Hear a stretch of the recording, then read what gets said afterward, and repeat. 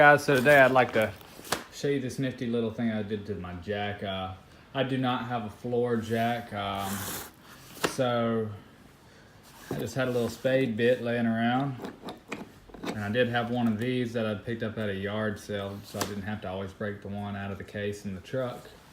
And so now all I have to do is hook my drill up to this spade bit. Car jacks up really fast now. And reverse. All there is to it. All I did was pop a quick weld right there on the spade bit with a little flux core welder. Works like a charm. It's great for small tasks. Great for really anything where you need to put a little bit of pressure under something. I don't use it just for my truck. But yeah, guys, it's worked for me. Maybe it can help you guys too. Thanks.